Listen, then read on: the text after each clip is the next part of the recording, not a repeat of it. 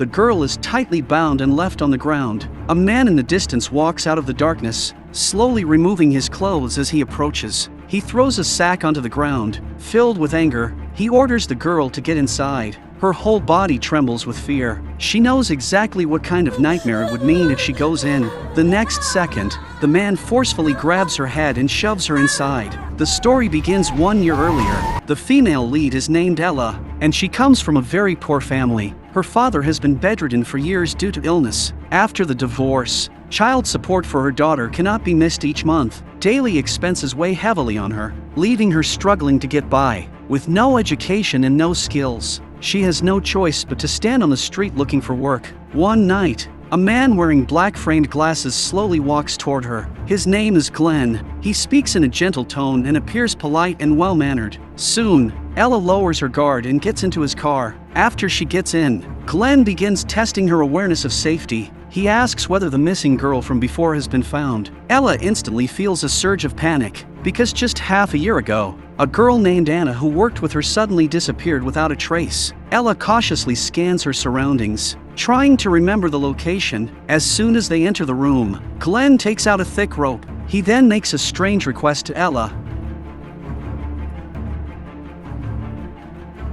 Sensing the threat behind this seemingly polite man, Ella quickly makes an excuse to take a shower. At this moment, she fully realizes something is wrong. Using the opportunity, she secretly calls her boss for help. She turns on the faucet to cover her voice with the sound of running water. Lowering her voice, she quickly tells her boss her approximate location. She urgently adds that Glenn may be connected to Anna's disappearance. After hanging up, Ella quickly wets her hair. Meanwhile, her boss immediately brings people and heads over. Soon after, Ella carefully walks out of the bathroom, but she finds the living room completely empty. But just as she reaches it, Glenn suddenly steps out from the shadows. Ella slowly regains consciousness. She finds herself lying on a cold concrete floor. Her mouth is tightly gagged. Her hands and feet are firmly bound with thick rope, leaving her unable to move. Behind her, Glenn expressionlessly removes his clothes. What happens next needs no explanation. When Ella opens her eyes again,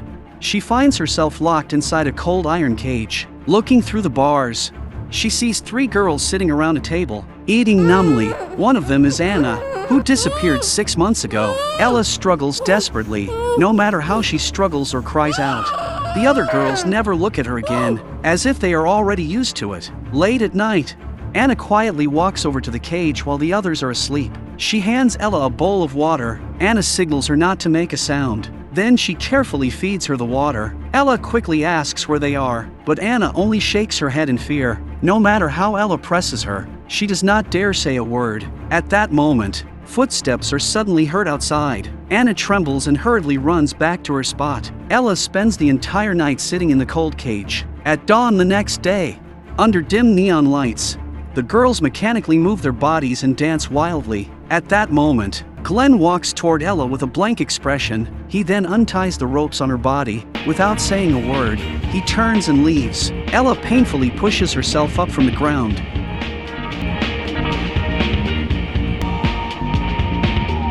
That night, Glenn carries her into an inner room. He brings a basin of warm water and wipes her face. But Ella, overwhelmed with fear, curls up in the corner. Her body keeps trembling, and she does not dare move. Glenn then brings her some food. Starving, Ella devours the plain rice without hesitation. After hearing what Glenn says, her fear reaches its peak. It turns out he already knows everything about her. He knows about her father's condition. He even knows where her daughter goes to school. He uses her family as leverage, forcing her to obey him. Otherwise, he cannot guarantee their safety. Ella instantly understands. Glenn is holding her weakness tightly, leaving her no way to resist. She may not care about her own life, but she cannot let her elderly father and young daughter be harmed.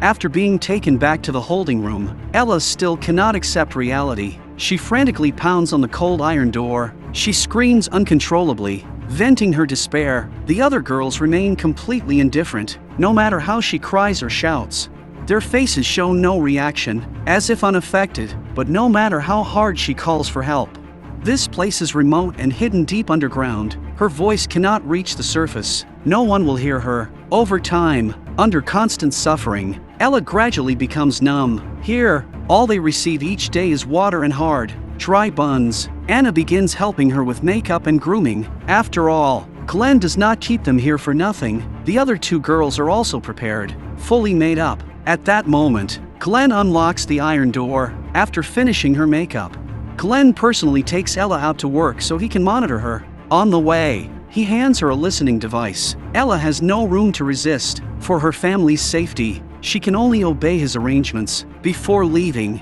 Glenn gives her another harsh warning. As long as she behaves, her family will be safe. Otherwise, she will face the consequences. After Ella leaves, Glenn puts on his headset. He begins monitoring her every move, leaving her no chance to seek help.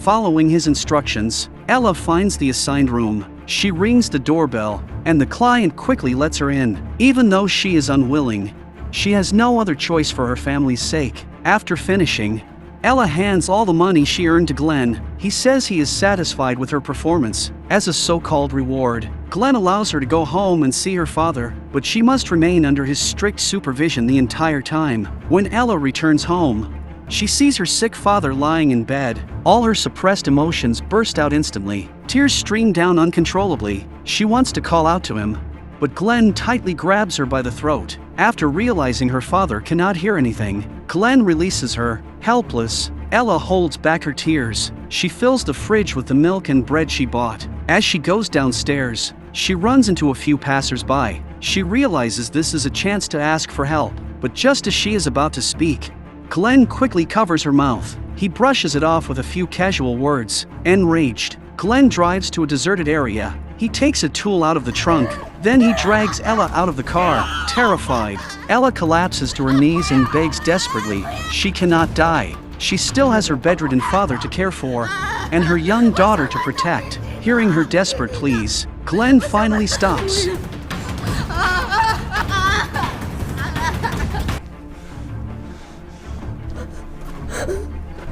But still furious, he takes out a photo of her daughter. Looking at it, Ella feels true fear for the first time. From that day on, for the sake of her family, Ella completely gives up the thought of resisting, being completely controlled. Ella is forced to join this small group that was created against their will. When business is good, Glenn cooks a large pot of bone soup as a reward, just to improve their meals. When business is bad, they can only survive on plain steamed buns. As time passes, 9 long months quietly go by. Ella slowly begins to adapt to life there in a forced way. She eats tough bones together with the other girls. But even in this muddy existence, the thought of escape never disappears from her mind. Her bedridden father at home is still waiting for her to return and take care of him. One day, Ella receives a client, a strange man wearing glasses who behaves oddly. He has very unusual preferences. David asks Ella to change into a youthful school uniform and pretend to be a student.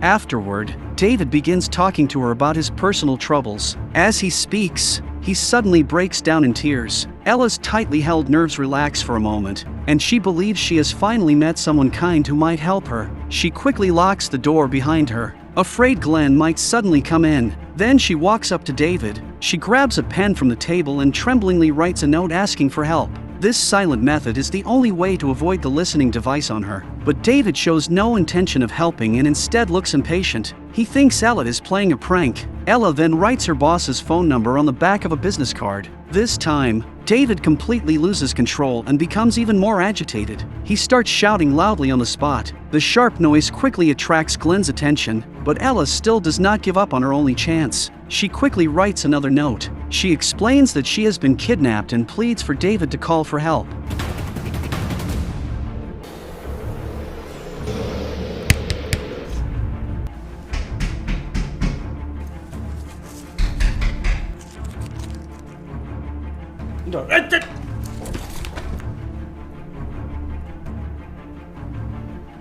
Glenn misunderstands the situation and thinks David is bullying Ella, so he grabs a bottle of mineral water from the table and throws it at him. David does not fight back, trying to avoid making things worse. Ella takes advantage of this misunderstanding and narrowly escapes danger. On the way back, Glenn tells Ella to go to the supermarket to buy an ice cream. Ella is still silently looking for a chance to escape, but when she looks up and sees Glenn sitting in the car, she slowly suppresses the impulse. Running away like this would not work. After returning, Glenn surprisingly allows Ella to sleep in his room that night. In his eyes, Ella has already been completely controlled and poses no threat.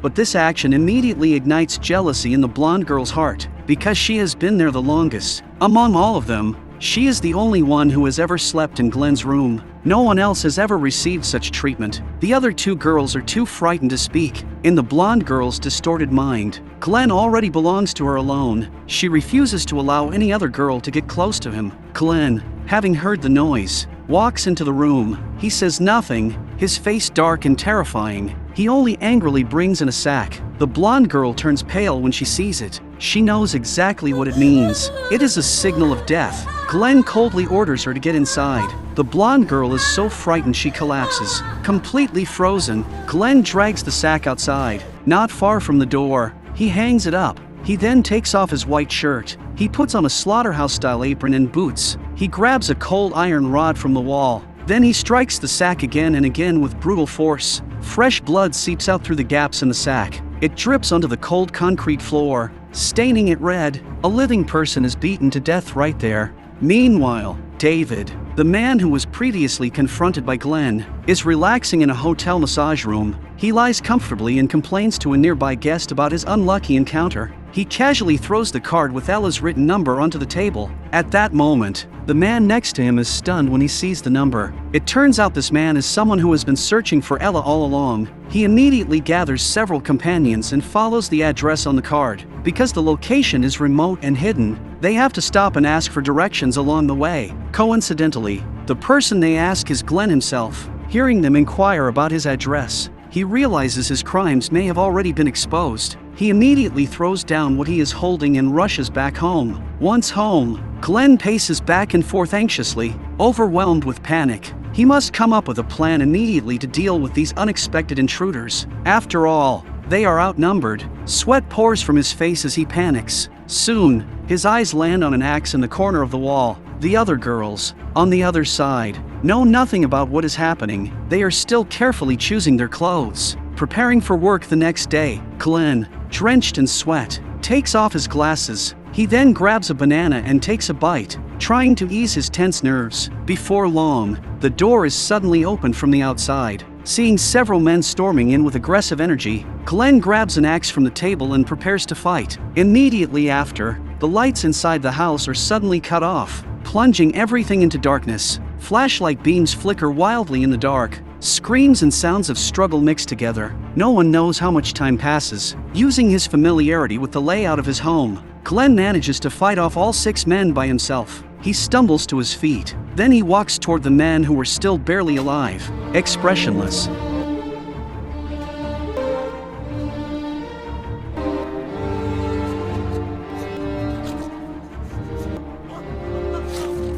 Ella's attempt to seek help ultimately ends in complete failure. Glenn calmly disposes of all the bodies. He cleans up the scene as if nothing had ever happened. Then he continues taking Ella out for work as usual. However, the flame of hope inside Ella is still not completely extinguished. She still holds onto the idea of escaping. This time, Ella decisively throws away the listening device on her body. She panics and escapes through the back door. Because she knows Glenn injured his leg a few days ago and is moving slowly, she believes he will not be able to catch her on the small roads. But what she never expected is that Glenn has controlled this area for years and knows every street and alley. Ella still cannot escape his sight. From a distance, Glenn watches Ella turn in panic into a billiard hall. Then he limps after her and walks inside, his eyes full of killing intent. The girls inside the billiard hall are terrified when they see the scene, their bodies trembling uncontrollably. They are so scared that they cannot even speak, only glancing nervously toward the back exit. Glenn then puts down his cue stick and silently walks out through the back door. At this moment, Ella is hiding in a storage room inside the billiard hall, tense and afraid. but the cunning Glenn never actually leaves. Instead, he lights a cigarette outside the entrance of the billiard hall. After a while, unaware of this, Ella believes the danger has passed and carefully comes out. She immediately dials the police. After making the report, Ella, with nowhere else to go, returns to her own home, but the moment she opens the door, the scene in front of her strikes her like a lightning bolt. Her father is already lying in a pool of blood, brutally killed by Glenn, and Glenn is sitting on a chair in the balcony, waiting for her to walk right into his trap. Seeing this, Ella can no longer hold back and breaks down in tears. She never imagined that her escape attempt would bring death to her father. Ella is captured by Glenn again. This time, Glenn shows no mercy. He tightly binds her and throws her onto the cold concrete floor. He once again wears the blood-stained clothes. And this time, the sack contains Ella herself. In Glenn's eyes, once someone makes a mistake and loses their usefulness, this is the final outcome. Just as he is about to dispose of the body, the police finally arrive at the location based on Ella's emergency call. Glenn looks at the officers surrounding him and does not resist. He knows it is all over, and resistance is useless. In the end, police find only one survivor inside the house, Anna. All the other imprisoned girls have been brutally killed by Glenn. The film comes to an end here, and this is not a fictional story. In the real case, the criminal was arrested. Only one remaining captive victim was rescued. According to the investigation, the criminal had imprisoned 6 women as sex slaves. During that time, 2 of them were murdered. Their bodies were buried beneath the bed where the other girls slept. Just the thought of it is chilling. Even more heartbreaking is that some of the rescued girls actually defended the criminal and called him a good person. A year of brutal captivity had completely brainwashed them and destroyed their judgment. This is also a serious reminder to every girl. Always stay alert and protect yourself. Do not easily trust the sweet words of strangers, and never go alone to remote, deserted places, because danger often hides in the most unexpected moments. May every kind-hearted person be treated gently by this world. May every girl walk freely and safely under the sunlight. Let more people raise their awareness and stay vigilant. And may the evil hidden in the darkness eventually be exposed and completely eliminated.